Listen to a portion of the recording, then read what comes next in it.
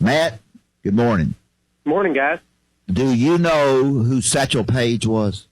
Sure. You do?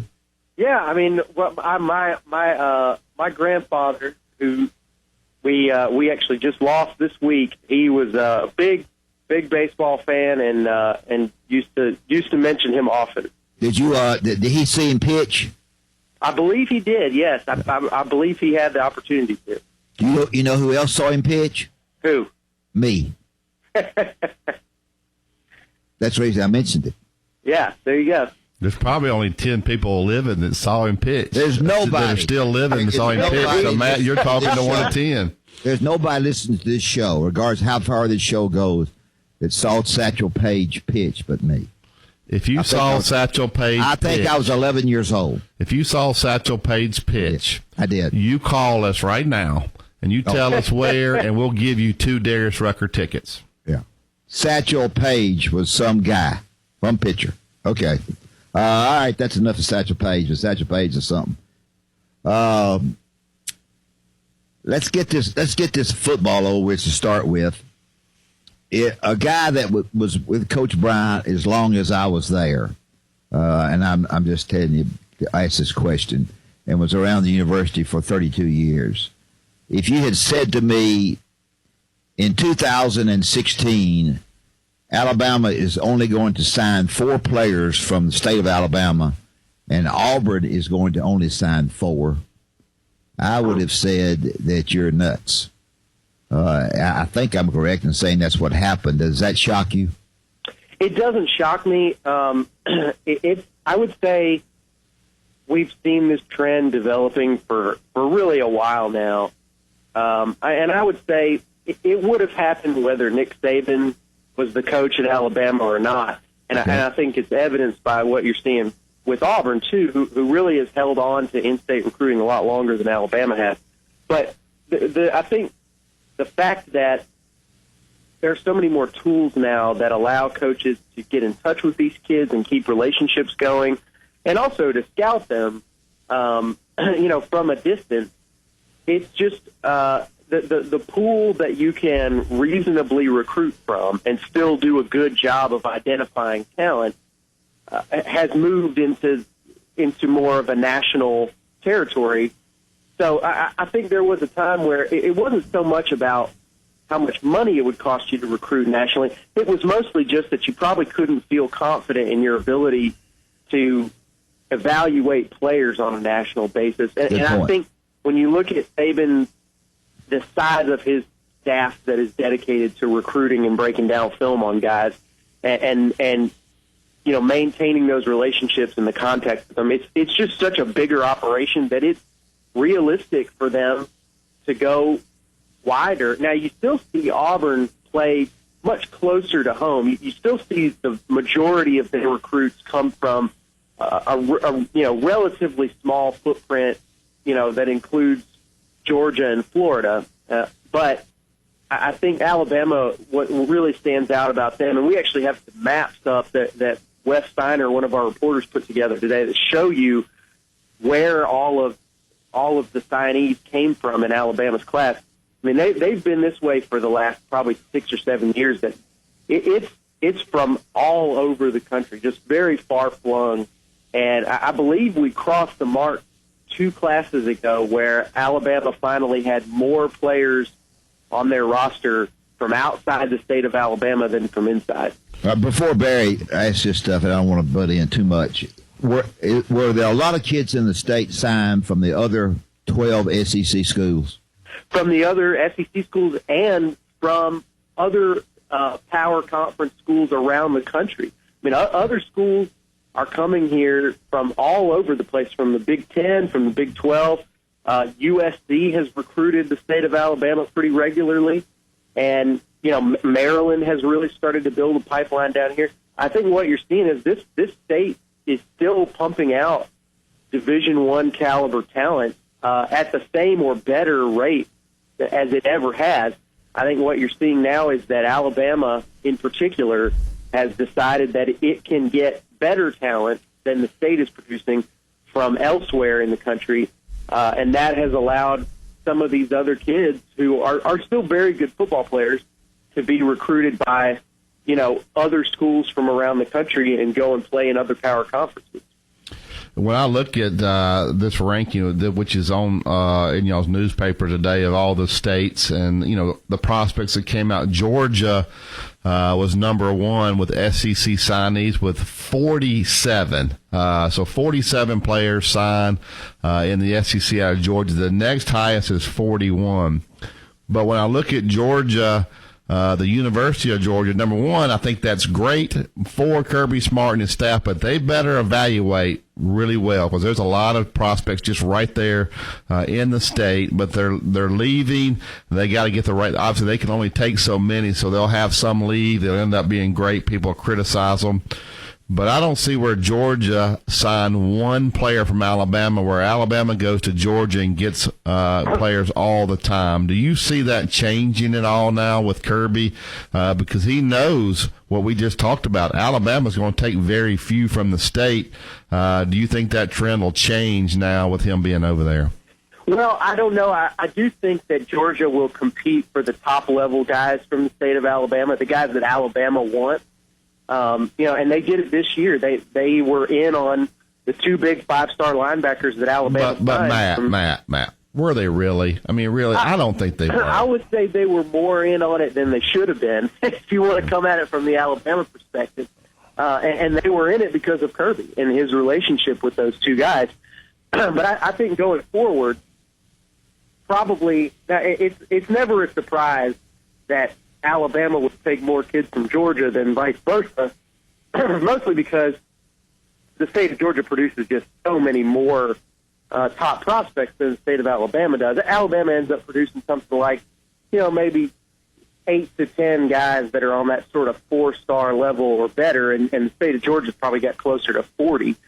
But I think what you'll see, my guess is that Kirby knows the elite up-and-coming in-state kids from the state of Alabama, and I think he'll go after them. I think he will at least make an attempt to pursue the sort of, half dozen or so kids that are on Georgia and Alabama's level. I don't think that you will see him get down to go for the sort of, under-the-radar kids that you'll sometimes see Alabama and Auburn take from in-state here.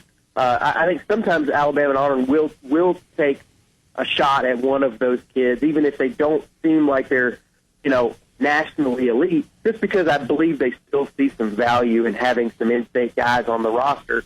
But I don't think Georgia will go after that type. I think you'll see them go after, probably the top 5 or so players from the state of Alabama. And Kirby's been working with those kids in camp for years and years, and he's been building relationships with their parents. So I think he's got a shot to make an impact, especially with a full year to work on this recruiting cycle. What about Florida? Where's Florida lay in all this? The state. Well, in terms of recruiting around the country, they had 41 prospects in the state of Florida this year signed in the SEC. Okay. Yeah, that's pretty typical. Florida and Georgia are, within the SEC footprint, unless you want to start counting Texas in the SEC footprint, which I don't know if I'm ready to do yet. But Florida and Georgia are the real talent factories in the SEC geographic area. And, a lot of states really make their living. I would say Auburn is heavily dependent on the states of Georgia and Florida for their roster every year. And, it's not because Florida and FSU and Miami have been unable to keep the top talent at home. There's just so much of it that there's still plenty of talent for everybody in that state. Though I will say I think it's been, fortunate for schools like Auburn and Georgia in particular that Florida and Miami have been on a bit of a down cycle. And if those two schools start to recover and do better recruiting in state, it might be a little bit tougher for Auburn to get all the guys that they want out of there. But, this was a pretty good recruiting class for Jim McElwain. I think there were some hope near the end, especially that it was going to turn out a little bit better than it did. But they had a very good class, a big bounce back from what they had last year where they were kind of in really rough shape heading into signing day. But I think McElwain had a good class. I think probably one more good year on the field, and I think it will be kind of in position to become the sort of juggernaut on the recruiting trail that Alabama and LSU and Georgia are. Well, I look at these rankings. Will Muschamp, I know he created a lot of energy over there, but there were only four SEC signees out of the state of South Carolina. That makes that job to me very, very difficult. I don't know where you go to get your players. Maybe up in North Carolina, they try to go to Georgia. They'll try to go to Florida, but they're not going to beat those big schools in Florida on somebody they want. South Carolina's a tough job, isn't it, Matt? Well, and that's a huge reason why. I mean, you have to recruit the state of Georgia to be very good at South Carolina. And if you look at Spurrier's best team, it was really always because he was fortunate enough to have a year where there was a 5-star nationally elite kid who happened to come from South Carolina. Yeah, Clowney. And he was able to keep home. Yeah, I mean, and you don't get those every year. It's not the kind of state that has a 5-star kid every year. So, you have to have a little bit of luck in terms of the talent coming up. Then you got to convince him to stay home.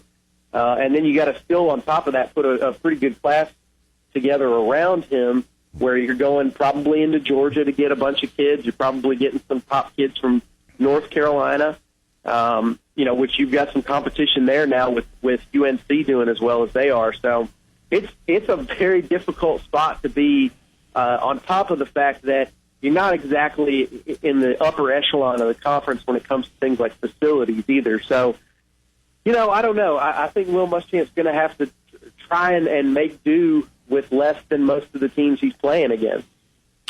Yeah, the other job, and I think this staff, Butch Jones's staff, may be doing as good a job as anybody in the SEC, maybe with the exception of Alabama.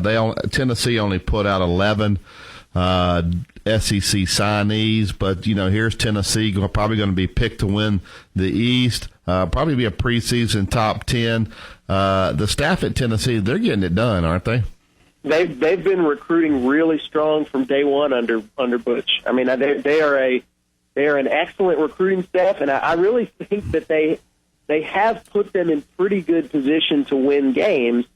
And I can't quite figure out what they're missing yet, but I mean, other than it's easy for me to talk about intangibles, like I know what I'm talking about with that kind of stuff. But to me, when you look at them the last couple of years, I see plenty of talent on the field. I think for them it's more about, they just simply haven't had the players that are capable of going out and making some huge game-winning play when the game is on the line. And, maybe they have a few more games bounced their way this year.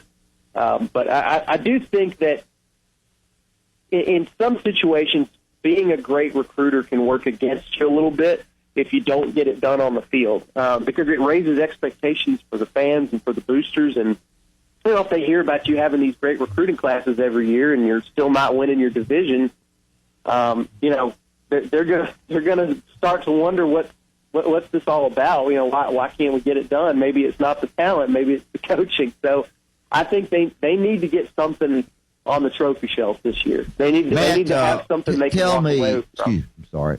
Go ahead. Tell me the difference, as best you can, in the number of guys behind the desk that helped Nick Saban in the recruiting.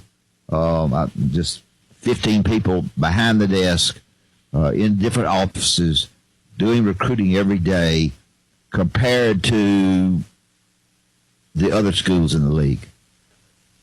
Well, we actually took stock of it last year. We'll probably do that again this offseason and actually going through and looking at all the people who are listed as support staffers. Alabama certainly has more than the average school, even the average SEC school. But there's no rules regulating that. It's really just a matter of whether your school wants to make the investment to do that. And Alabama has invested the money to have that sort of a staff. I think the difference it makes for Alabama when you have a bigger staff of people is, number one, you're going to get, you're going to identify the elite up and coming kids faster. And you saw really the weekend before National Signing Day, when a lot of schools were hosting the signees they were trying to get at the last minute, trying to still lock them down. Alabama was hosting a bunch of kids from the 2017, 2018 classes, and even giving out a few scholarships for 2019 kids. So Alabama, I think, just works so far ahead of most people because of the advantage they get from that staff breaking down film, evaluating kids early on in their career. And I know a lot of people will shake their heads and say it's absurd, but I'll tell you, I wrote about a kid something like probably 2 years ago now who got a scholarship offer from Nick Saban when he was a freshman in high school. And we wrote a story about him yesterday. His name is Dylan Moses. He's the number one recruit in the 2017 class, which is now the current recruiting class, and Alabama's number one on his list. So you put in that work early, it makes a difference, and it will pay off down the road. Well, Matt, we appreciate everything Good job, you do Matt. for us. That's good. That's good stuff right there. You're kind of breaking that down. We'll maybe try to get you next week to kind of tell us about the 2017 class. I think Alabama's already got 3 running backs maybe committed.